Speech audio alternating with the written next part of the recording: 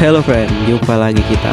Udah lama nih friend GOAT nggak beredar nih. Karena memang beberapa hari belakangan ini GOAT lagi kenok friend. Emang cuacanya nih lagi kurang bersahabat friend. Buat lo pada yang beraktivitas atau yang sekedar di rumah, hati-hati friend ya. Jaga kesehatan. Ya sebelum dimulai seperti biasa GOAT mau bilang terima kasih buat kalian semua yang udah support. Utamanya nih buat Jepret, Abang Ranger Merah nih. Yoi, thank you berat bang udah support. Ya tanpa berlama-lama lagi langsung aja lah kita keluarin pentolan satu kita dulu friend ya. Cekido. Selamat berjuang. Terima kasih. Sukses.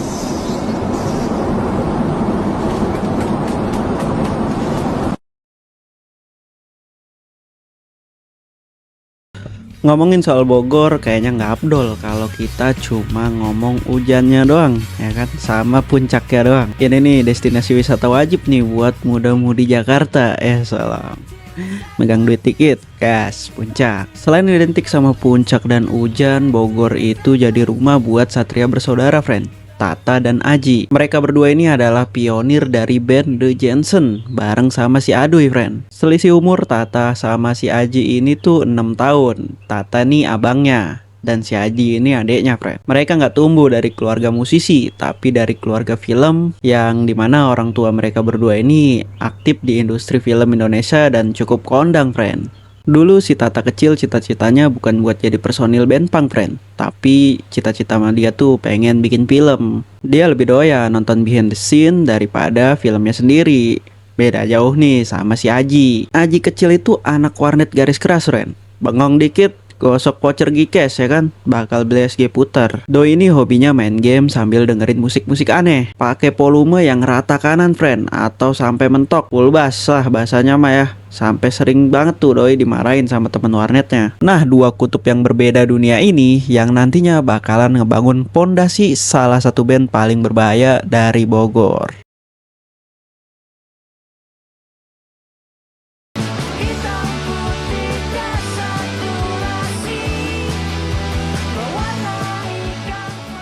Tahun 2015, The Jensen resmi berdiri. Tapi lu tahu nggak nama awalnya dia? Ya, nama awalnya The Jensen itu bukan langsung The Jensen, friend, tapi The Boucherie and the Party. Kedengarannya tuh kayak band pesta ya, karena banyak lidah orang pada belibet nih kalau nyebutin namanya, termasuk lidah gua juga.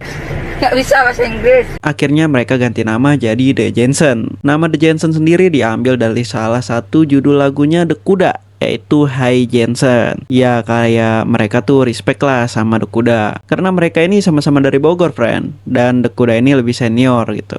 Di sini ada fakta gokil, friend. Pas band ini dibentuk, si Aji itu sebenarnya nggak bisa main alat musik sama sekali. Dia milih pegang bass cuma karena mikir kayaknya ini instrumen paling gampang buat dikulik. Dan Doi cuma modal nekat doang tuh sama semangat DIY yang Doi dapat dari baca sejarahnya Ramones.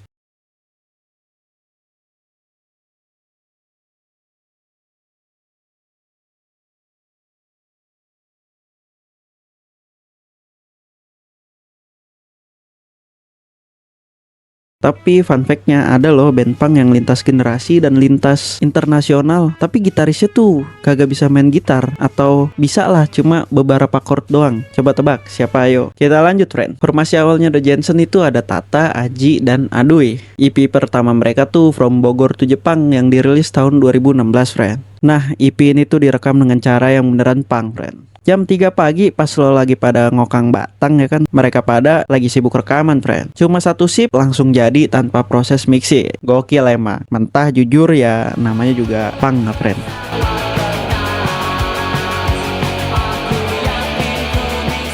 Pas awal-awal nongol, The Jensen tuh pakai bahasa Inggris, friend. Bisa lu lihat di EP pertamanya mereka. Ini tuh ada 4 lagu dan semuanya pakai bahasa Inggris. Tapi mereka tuh dapat kritik pedes nih dari pengamat musik abal-abal seperti kalian nih. Lirik Inggris mereka dianggap terlalu naif. Untungnya mereka nih tipe yang mau berkembang lah. Jadi alih-alih baper, kritik ini tuh justru dijadiin bahan bakar buat mereka berkembang, friend. Nah, pas transisi ke bahasa Indonesia nih, ini tuh nggak terjadi begitu aja, friend. Di album Present Continuous, mereka nyempilin satu lagu tuh yang pakai bahasa Indonesia. Judulnya tuh Hore Hore Ho. Sementara di album Say Say Say, komposisinya tuh udah setengah-setengah lah, friend. Antara 50% bahasa Indonesia, 50% bahasa Inggris lah, bisa dibilang gitu, friend. Nah, tapi ada momen gelap nih di sini, friend. Tahun 2020 pas Covid dateng nih. Lu para anak-anak dengerin gua ya. Virus corona udah sampai Indonesia. Gue jadi ngeri anjing. Lu mending pada tobat dah. Lu mati keadaan konyol kena virus corona. Kan kejang-kejang ngeng beda. Mati mampus lu. Ntar orang yang mandiin lu udah virus corona lagi dan Di masa itu si Tata sempat kena gangguan kecemasan friend, atau anxiety, anxiety. Ya pokoknya gitulah. Dan kondisi ini tuh nggak biasa friend, kondisi ini tuh parah banget. Bahkan dia sempat ngaku dia sampai nggak sanggup nulis lirik. Dan disinilah si Aji ngambil peran krusial friend. Doi ini ngambil ahli tugas nulis lirik. Dan buat pertama kalinya mereka tuh bikin satu album full pakai bahasa Indonesia.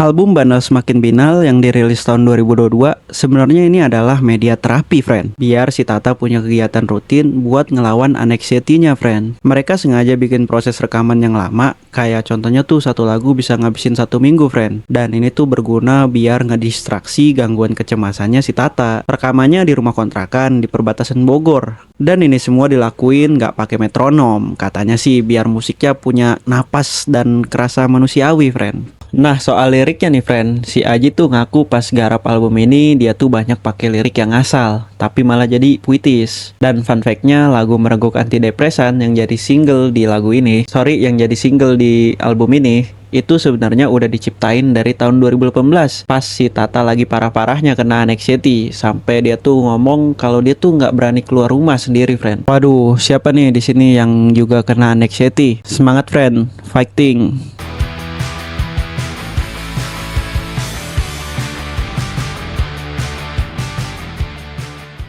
Si Aji juga masukin unsur-unsur sains di beberapa lagunya friend. Contohnya ada di lagu Dua Bilah Mata Pedang. Dia masukin teori intensitas cahaya di lagu ini. Dan dia ngebiarin para pendengarnya tuh nerjemahin lagu The Jensen secara mandiri. Jadi setiap pendengar tuh punya arti yang berbeda dalam mendengarkan lagunya The Jensen friend. Dan menurut mereka sendiri, lirik tuh nggak harus selalu punya makna berat di awalan friend. Udahlah, asal godek aja, asal jadi aja udah. Yang penting kelihatan nyampe. Ya namanya juga punk.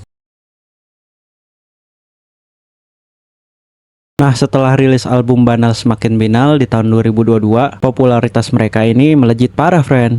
Mereka sampai menangin AMI Award tahun 2023 dengan kategori Best Album Rock. Tapi di tengah puncak itu ada perpisahan nih friend. Andui sama Nina nih keluar dan nyisahin Tata sama Aji doang. Tapi buat mereka itu tuh hal wajar. Hal yang wajar di usia sekarang. Ada pertemuan pasti ada perpisahan. Tapi The Jensen harus tetap jalan. Dan buat sekarang mereka dibantu sama personil tambahan nih friend, atau adisional, si Reja, Intan, dan Dika. Tahun 2024 mereka ngerilis album Durja Bersahaja friend. Buat mereka setiap album itu bukan cuma soal jualan, tapi ini tuh arsip dan ini adalah dokumentasi perjalanan hidup. Coba bayangin, dari anak warnet dan pecinta film, dan sekarang tuh mereka bisa jadi dibilang sebagai pionir power pop nasional lah. Tapi biar begitu mereka tetap rendah hati, tetap DIY, dan tetap anak Bogor friend. Oke, mungkin cukup itu aja friend dari Goat friend. Kalau ada kesalahan informasi mohon dikoreksi ya. Kalau ada salah-salah kata mohon dimaafin lah friend lah. Ambil yang baik, buang yang buruk friend. Next kita bahas apa lagi nih? Coba tolong komen di bawah friend.